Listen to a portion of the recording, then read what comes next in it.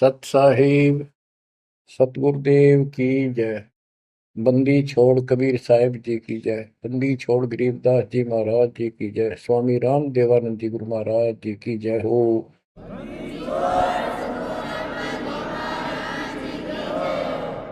सर्व संतों की जय, सर्व भक्तों की जय, धर्मी पुरुषों की जय।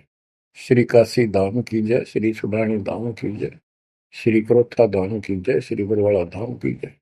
सत साहिब परम पिता परमात्मा कबीर जी की असीम मृदा से बच्चों, आज आपको अपने घर का पता चला।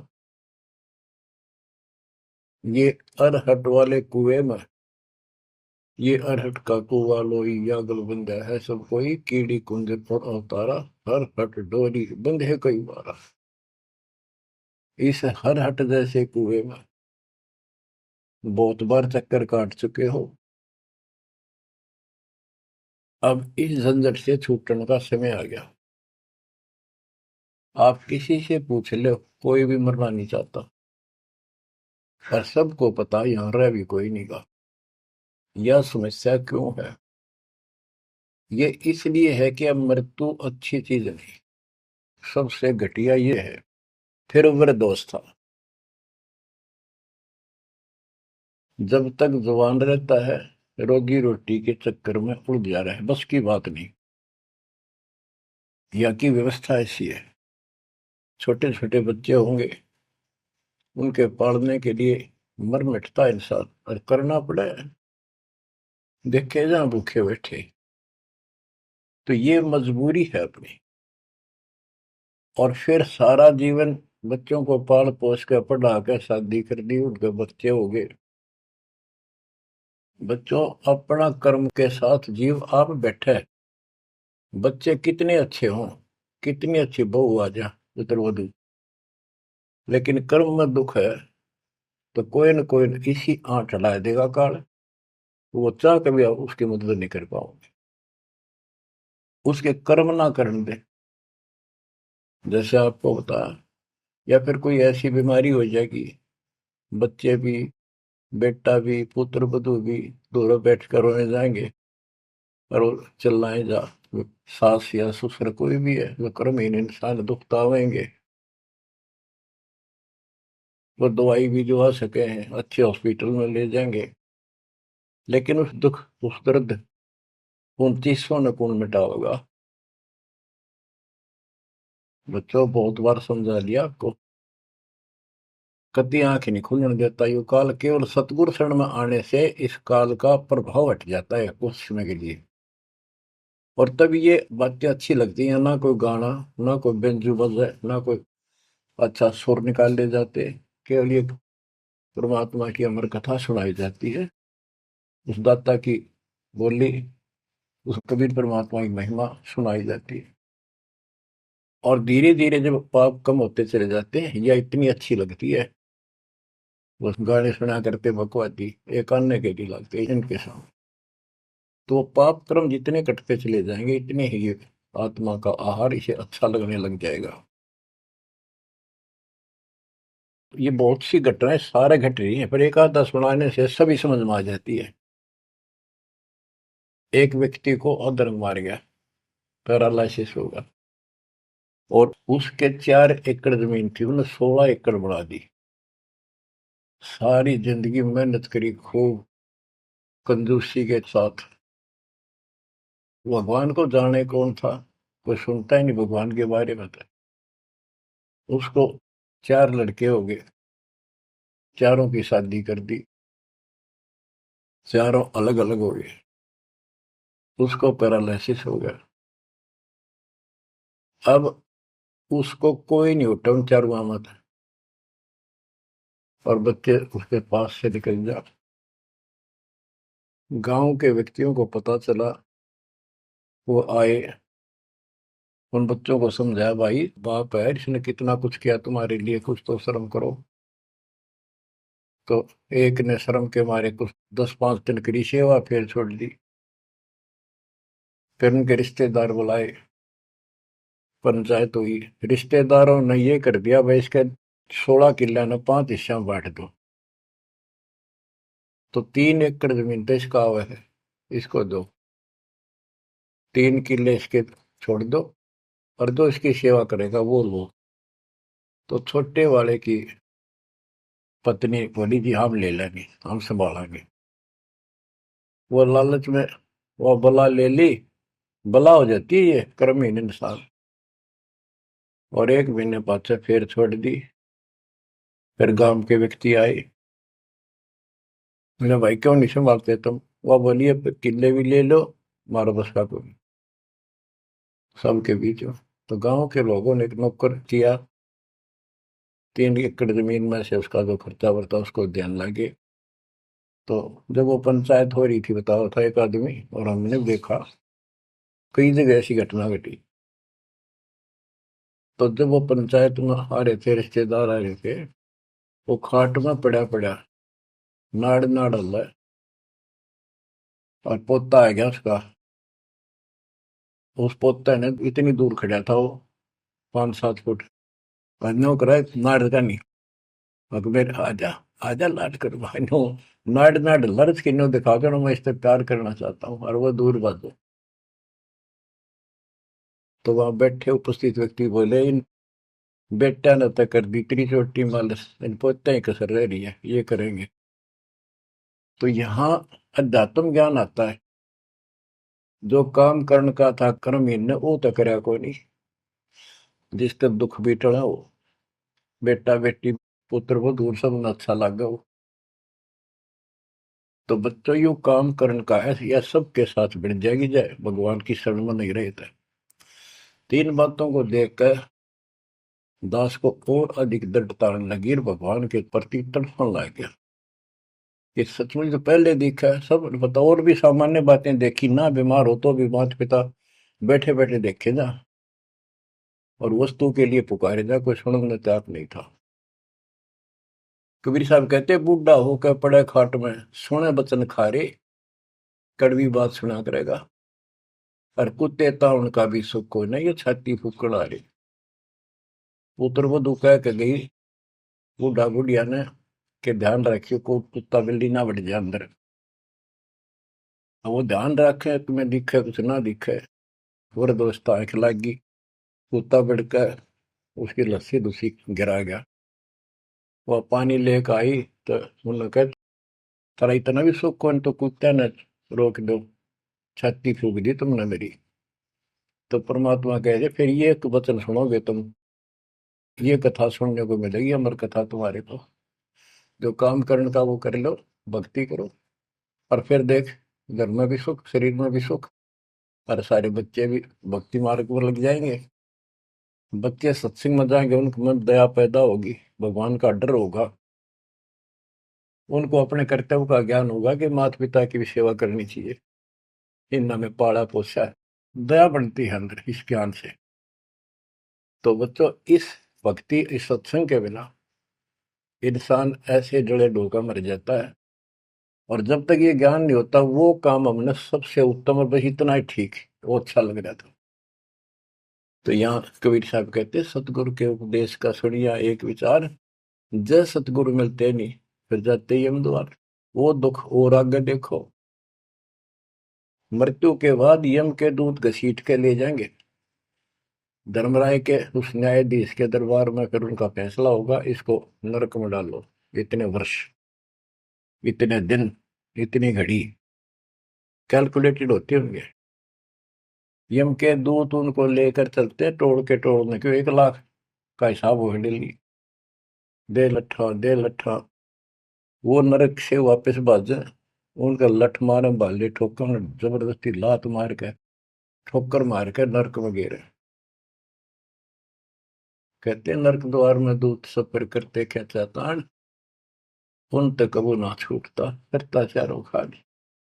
नरक भोग का फिर 4 खानी में भरमता, कुत्ते गधे शोर बनता, और कभी ना लगता पार, सो फेरा सब मिट गया मेरे सतगुरु के उपकार। बच्चों समझ लो इन बातों को और देखो मालिक की दया।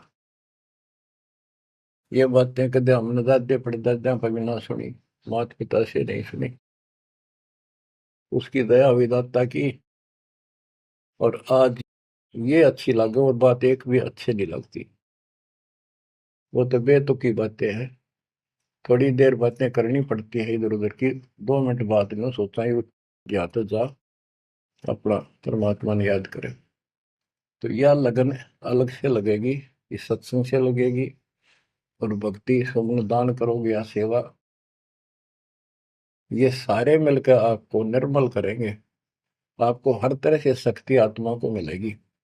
भोजन खाते हैं तो उसमें सभी प्रोटीन सब प्रकार के खाने होते हैं, तभी स्वस्थ शरीर रहता है। इस प्रकार हमने सेवा भी जिसी बने, सुमन भी, दान भी, ये करना पड़ेगा। और मर्यादा का निर्वाह परहेज भी रखने पड़ेंगे, तभी आत्मा स्वस्थ होगी, मोक्ष प्राप्ति योग्य होगी। बच्चों, धन है आपके माता पिता जिनसे जन्म हुआ। आपकी किस्मत को अगर व्याख्यान करने लगो, आपकी किस्मत का वर्णन करो, कोई शब्द नहीं दास के पास। इतनी अच्छी किस्मत लेकर जन्मे हो तुम। आपका मनुष्य जीवन इस समय, मनुष्य जीवन के बाद फिर आपको शरण मिल गई। गजब अजब बात तो यह है कि आपको शरण मिल गई। आप देखो, नाम लेने तो पहले आप किस स्थिति में थे, क्या करा करते, सारा दिन कोहरे डले डोला करते। और मजदूर, काल के मजदूर थे, बस पेट के मजदूर, माचे माचे अंडा थे। कोई भी अच्छा काम चाह कर भी नहीं कर पावा थे।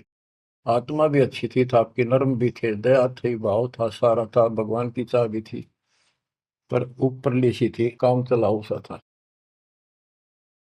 और नाम लेने से पहले जब आपने स्टार्ट किया इस मार्ग को, देख मन कितनी बगावत करे था। ये कैसे हो सकता है, ऐसे कैसे हो सकता है, हमने तो ये पूजा की, हमने ये देखा, ये सुना। तो काल ने परमात्मा से पहले कहा था कि तुम्हारा जो हंस जाओगा ज्ञान बताने के लिए, उससे पहले कहते देवी देव धाम तो दुआओ, तीर्थ व्रत और ये झूठे जब तब मन लाओ। इस तरह की सारी शास्त्र साधना से इनको इतना मूर्ख बना दूंगा कि कोई भी उसके ज्ञान को सुनेगा नहीं। जाओ योग जीत संसारा, जीव न माने कहा तुम्हारा, जीव तुम्हारा कहा न माने, हमारी ओर हो बात बखाने। हमारी ओर होकर बात विवाद करेंगे तुम्हारे साथ। बच्चों, इन बातों को याद रखो। इस जीवन की सफलता है कि इसमें परमात्मा प्राप्ति हो। आप इसके निकट आ चुके हो। आपने जो भक्ति स्टार्ट करी, आपकी यही दशा थी। कति मन मान कर राजी नहीं था। और उस दाता देखो अपने बच्चों को कैसे कैसे कैसे कोई न कोई भेज के अपना बान भाई रह रह कर कथा सुनाई। कभी अच्छी लगी, कभी ना लगी, धीरे धीरे पाप कटते गए, सुनते चले गए। कहते सो सब सिदर मैं करूं अपने जन के काज, हरने से पूजो मार दो नरसिंह दर के साज। इब्राहिम सुल्तान के साथ कितने खाड़े कर दिए, कितना पीछे पड़ गया जाता अपने बच्चे को नरक से निकालने के लिए। यही दशा अपनी थी। उस दाता ने कोई न कोई कारण बना के अपने को राह दिखाया है। हरी बच्चों, समझो इस मार्ग को। क्योंकि ये कथा जो सारी सुनाई जाती है, ये आत्मा को सहारा देती है। ये आत्मा बहुत सतर्क हो जाती है, इन पर सब पर विचार करती है, तब इस मन को साइड कर देती है कि बस बहुत हो लिया। आप देखो क्या हाल है, कल न पशु बन जाओगे। और पहले पेरा ने कितनी बार बन लिए। तो परमात्मा आपको बहुत लंबे समय से तैयार करते करते करते करते आ रहे और आप भी लगे रहे। जैसे भी जितना दाव लगा जिस जन्म में आप करके, फिर काल का प्रभाव ज्यादा था, नहीं पार बसाई छूट गया मार्ग। जो गुरुद्रोही हो जाते हैं ना, वो सदा के लिए खत्म हो जाते हैं। वो तो अरबों खरबों वर्षों तक धक्के खाओगे। आप विमुख होते रहे, जैसे राबिया विमुख हुई। स्टार्ट वहां से नहीं था उसका, बहुत पीछे से था, लेकिन भक्ति की चाह बनी रही बनी रही। दाता फिर मिलते रहे। परमात्मा कबीर साहब कहते हैं, मेल अठेला जाइयो, तीर्थ धाम पर भटकियो, मेले बड़ा मिलाप, पत्थर पानी पूजते कोई साधु संत मिल जाओ। जब तक भगवान नहीं मिला है, तब तक ये आस्था भी बनी रहनी चाहिए। इसलिए परमात्मा कुछ लोगों को जो संस्कार तो निकाह होता है, कोई मत्था टेक के किधर जाके, और कुदरती वो संस्कार आ जाता, उसकी आस्था बनी रहती है वहां पर, तो भगवान में चाह बनी रही। कई नरसिंह बन के इसने आना पड़ा। निकाल ने तो मस्टरवा दिया था, प्रहलाद भगत की आस्था खत्म हो जाती। दाता रक्षा नहीं करते, सारे समाज में आस्था खत्म हो जाती मनुष्य जीवन में, कि भगवान है ही नहीं करे। अरीसा दिखा दिया भगवान, आज तक याद है भगवान है। इसलिए हमारी चाह बनी रही परमात्मा के प्रति। तो बच्चों, परमात्मा की असीम रजा आपके ऊपर। परमात्मा 600 साल पहले हमें राह दिखाने लगे थे, और उसी समय से आज तक बीच में अपने संत गरीबदास जी को बीच में मिले, इस भक्ति को फिर से जीवित कर गए, इस अध्यात्म ज्ञान को फिर से कभी खम्भ रोप गए। इनके माध्यम ये यथार्थ ज्ञान देख, और 300 साल से अमर ग्रंथ यहाँ पढ़ा करते थे गरीबदासी, गरीबदास के 12वें पंथ वाले। मेरे गुरुदेव के अतिरिक्त किसी के पल्ला नहीं पड़ा। उन्होंने दास को दिया ये खजाना, उसके बाद गहनता से इसका अध्ययन किया, आशीर्वाद उनका रहा। आज ये खजाना खोल दिया, गुरुदेव का आशीर्वाद, कबीर साहब का वचन, 5505 कलयुग बीत चुका, तो ये खेल तो होना ही था। और यह गंगा आएगी, मोक्ष करने वाली असली गंगा, ये है सत्संग। इसमें जो स्नान करेंगे, सत्संग सुनेंगे, मोक्ष तो इन आत्माओं का होगा। अब्राहिम सुल्तान को कैसे निकाला, उसके कोरडे तक खाए मालिक ने अपने बच्चे के, बता के लागत था, क्या नाता था उससे। अब यहाँ विचार कर लो, उसका हमारे से क्या नाता है, कितना गहन नाता है। वो हमारा पिता है, वही हमारी माँ है। उस परमात्मा में हमारे प्रति माँ और पिता दोनों का मोह है, कितना जबरदस्त हो सकता है वो देखो। तुम अपनी गलती से फंस गए, पर वो बैठा उस पर भी नहीं जाता खाली, कि कुछ तो निकालो काल के जाल से।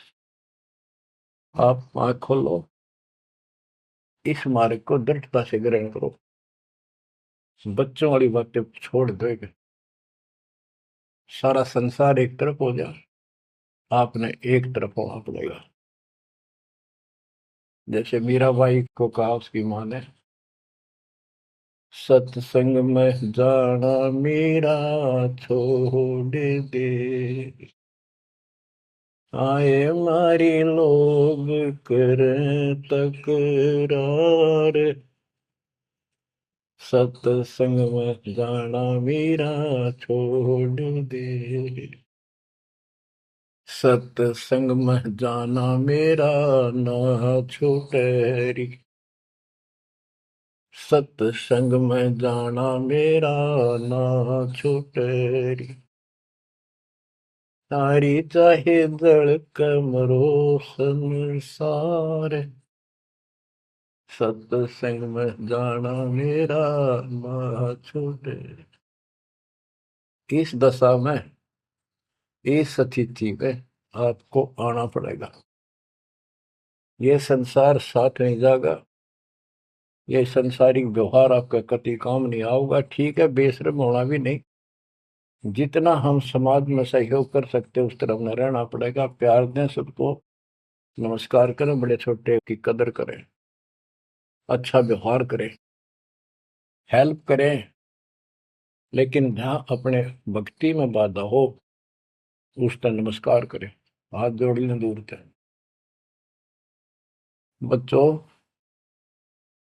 गरीबदास जी ने बताया है, गोरख से ज्ञानी गणे और सुखदेव दती जिहान, सीता सी गो भारिया संत दूर स्थान। पुण्यात्मो, आपको अध्यात्म सिलेबस, ये अध्यात्म का पाठ्यक्रम पढ़ाया जा रहा है, दास टीचर है, और इसको बार बार रटवाऊंगा, बार बार समझाऊंगा, क्योंकि टीचर सारा साल उस सिलेबस को रह रह कर रिपीट करवाया करे, तब बच्चों के आत्मा में, उसके मन में, बुद्धि में वो सेट होता है। तो बच्चों, आपको ये सिलेबस दास बार बार रिपीट कराएगा, और ध्यान से उत्सुकता से सुनते रहना। परमात्मा के ज्ञान को, सत्संग को सुनो, जब कति एकाग्र चित्त से सुनो। गरीब गोरख से ज्ञानी घने, सुख देव जति जिहान, सीता सी बहु भारिया संत दूर स्थान। अब आपको अमर ग्रंथ की अमर वाणी का कुछ अंश सुनाऊंगा।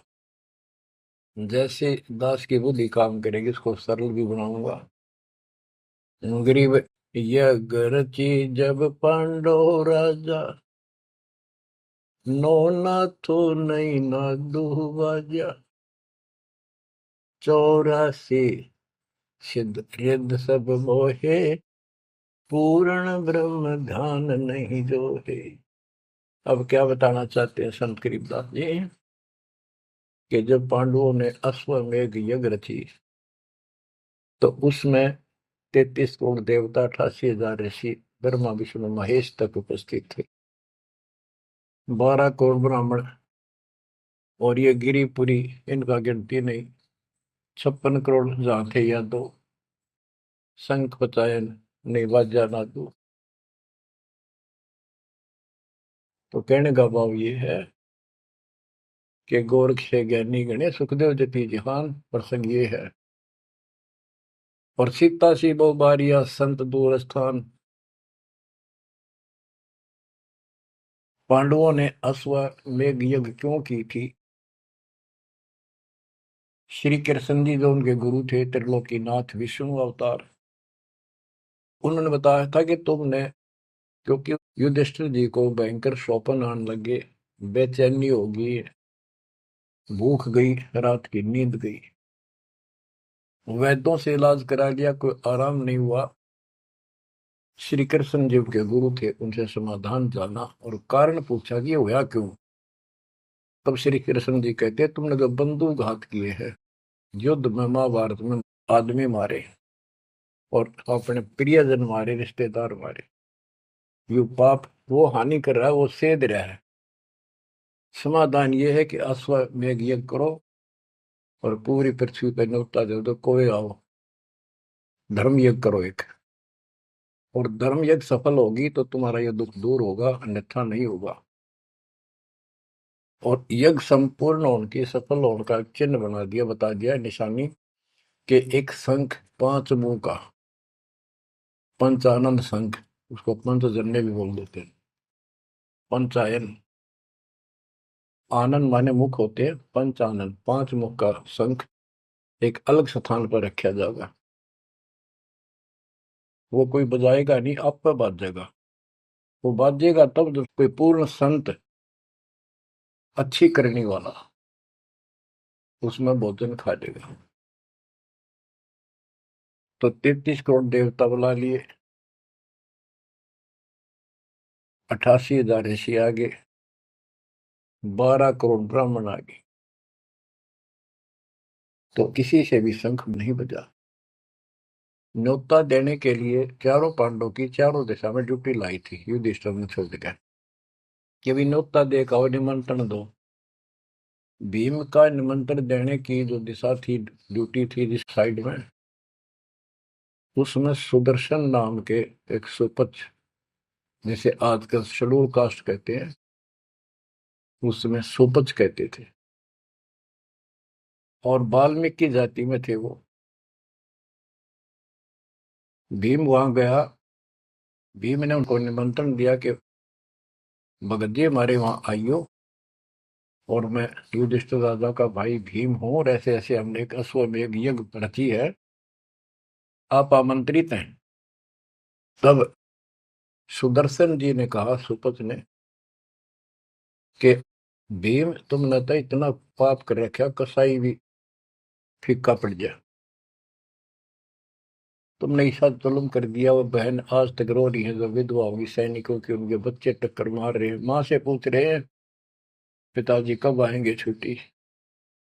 उनकी माँ एकांत में ज्यादा रो रही है, तुम बैठ के ठाठ कर रहे हो और तुम मौज कर रहे हो, तुम तो नरक में डाले जाओगे। मुझे बुलाना है, जो अश्वमेध तुम करने जा रहे हो, ऐसी अश्वमेध 100 का फल मुझे संकल्प करो, 100, तब मैं तुम्हारे जाके रोटी खाऊं, मैं कौन पड़े से नरक में। अब अहंकार था भीम को कि हमारी यज्ञ तो सफल होनी है, क्योंकि श्री कृष्ण जी रहे साथ।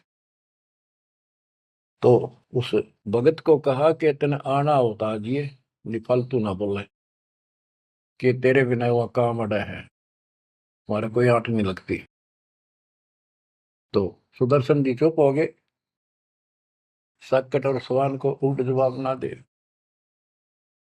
जब उनका कति संपूर्ण नहीं हुआ, वो काम नहीं बना, 33 करोड़ यादव सारे आ लिए, सबने भोजन खा लिया। शंख नहीं बजा, जब एक दूसरे के मुंह को देखा, वो उपस्थित ऋषि संत देवता ये बतला रहे हैं कि इनके पाप घने कर लिए इनने।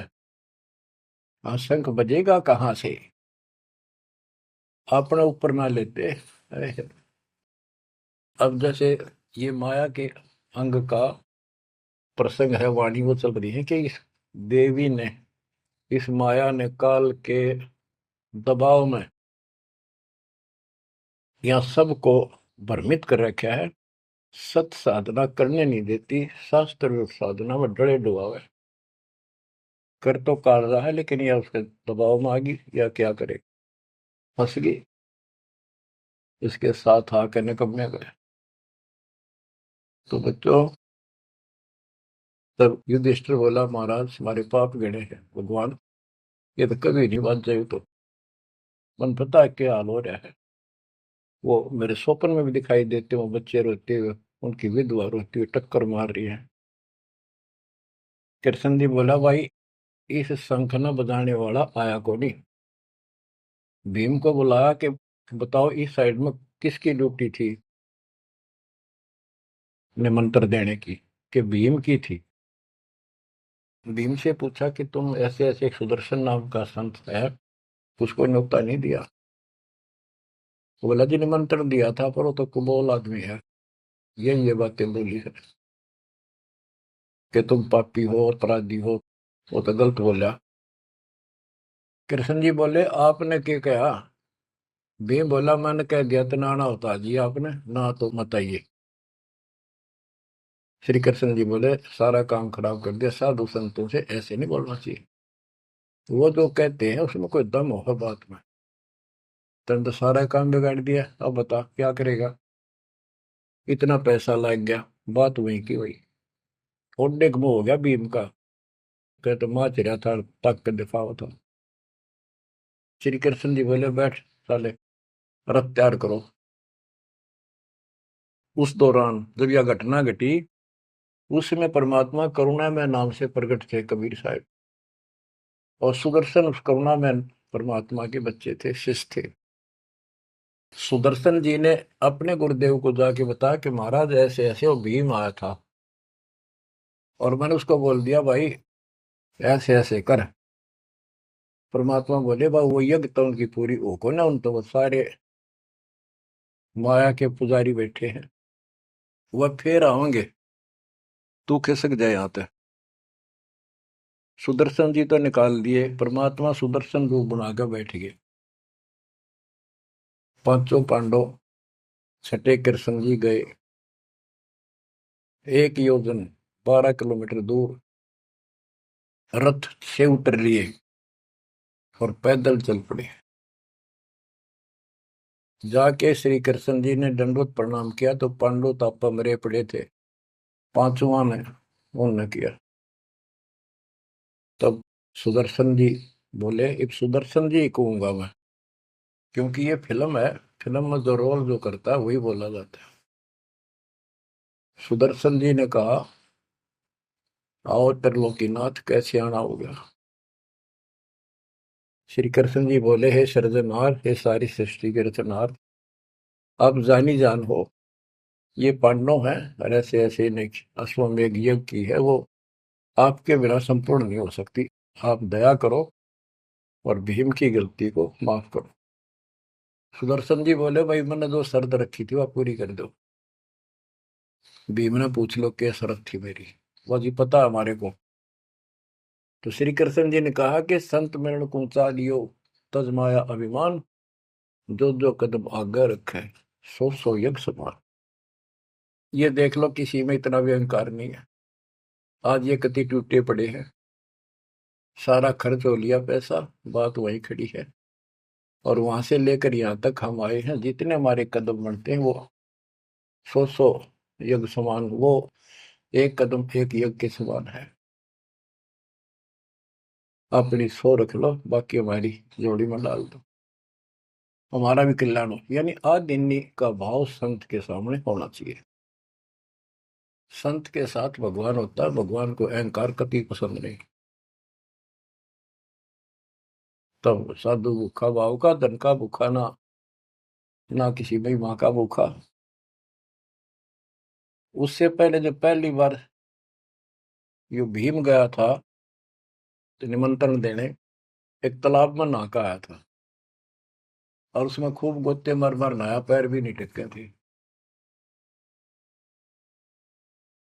सुदर्शन जी बोले कि भीम, यह मेरी माला तार के दिए खुट्टी पर था। भीम चला, खुट्टी पर तो माला सुमरनी तारन लग गया, उस पर उतरी नहीं, टस से मस नहीं हुई, पसीने आ गए। जब सुदर्शन जी बोले, भीम उधर बड़ी डींग मारा था कि युद्ध न्यों नहीं जीता जाता, एक का मारू था 10 मरे थे। और ये माला ना उठी तेरे थे, छोड़ के आ गया, दूर खड़ा हो गया। उनको ये दिखाना भी जरूरी था कि कुछ है इसके पल्ले, ना तो उनके मन में फिर दूसरा देता। ऐसे हाथ किया परमात्मा ने, वाला अपने आप उठ के उनके हाथ में आ गई। धर्मदास या घना अंधेरा, बिन परचा जीव जम का चेहरा।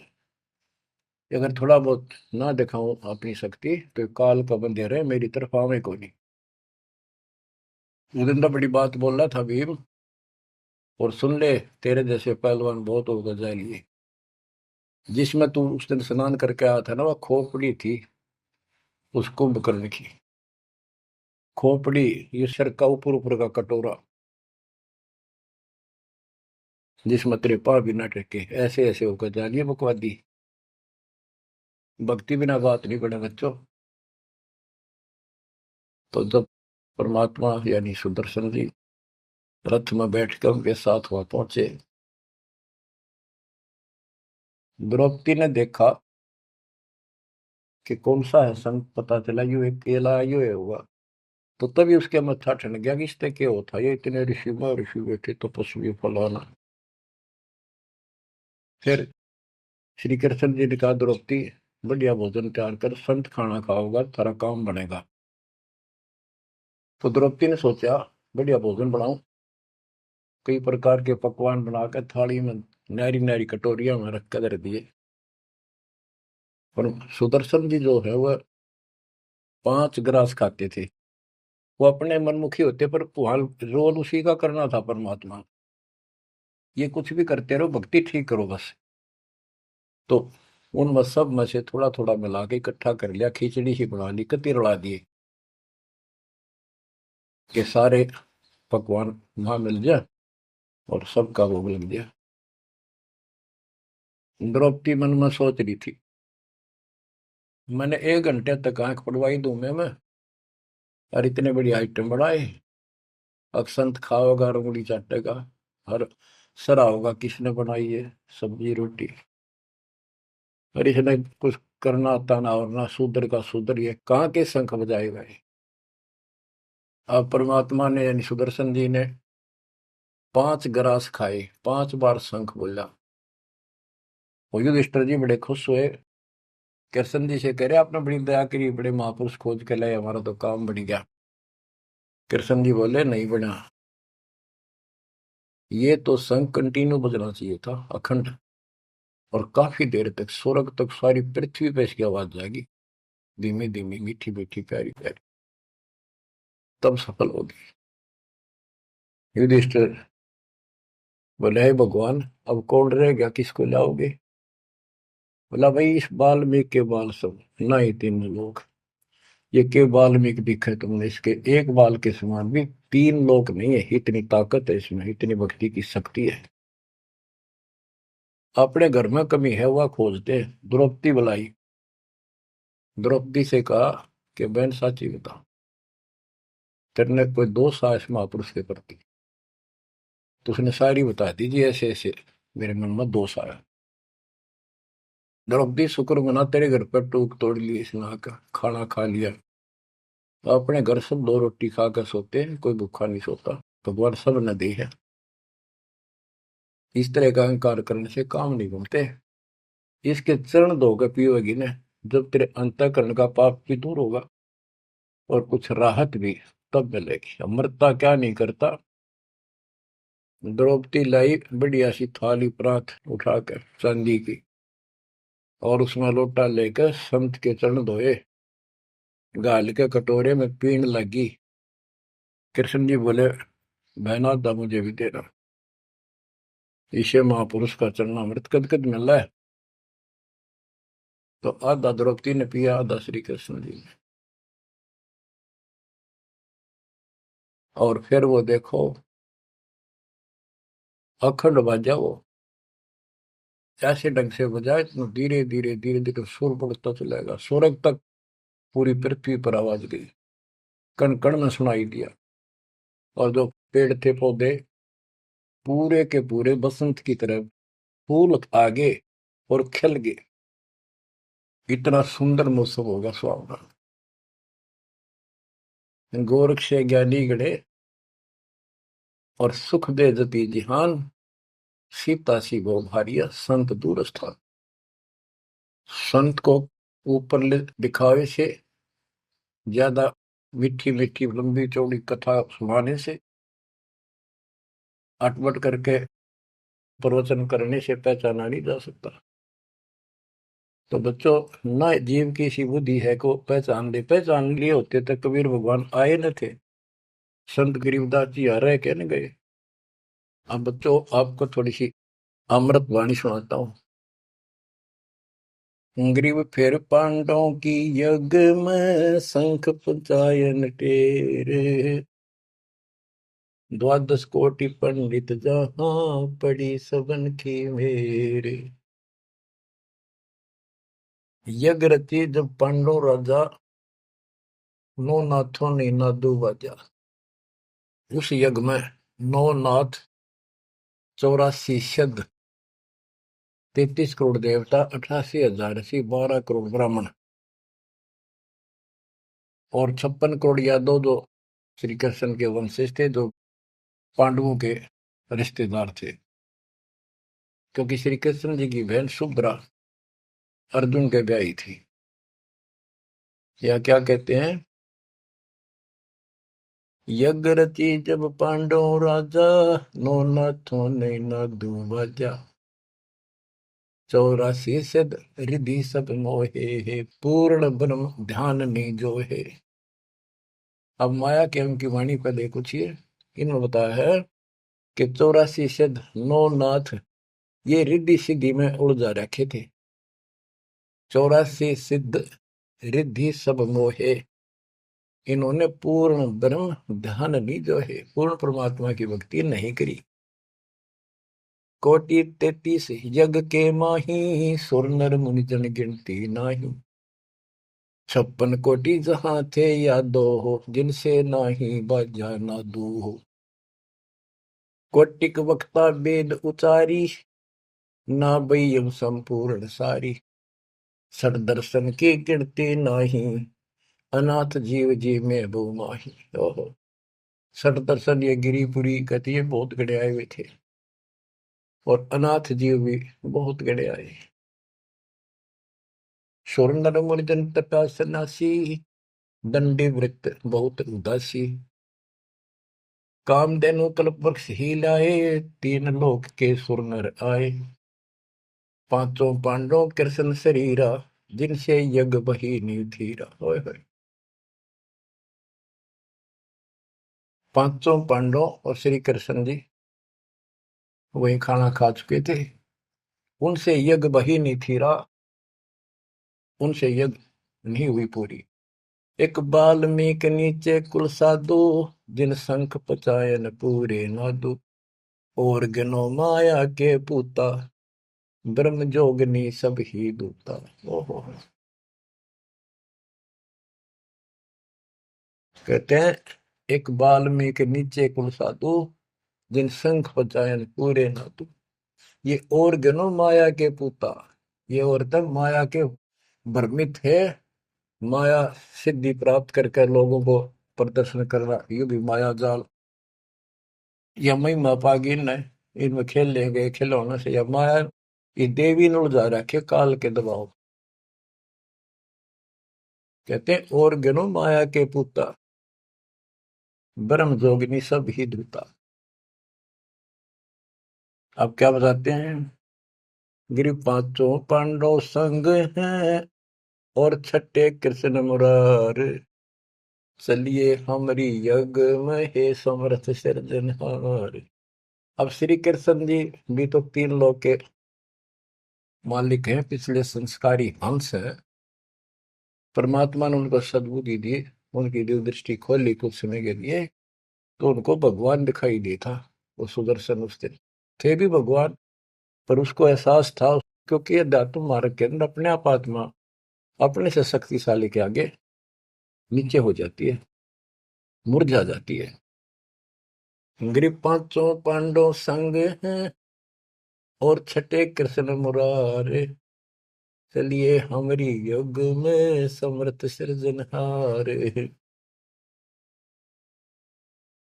गिरि पांडव यज्ञ अश्वमेघ में, सतगुरु किया पिया ने। पांचों पांडव संग चले, और छठा भगवान। गिरि पांडव यज्ञ अश्वमेध में, वाल्मीक की बे।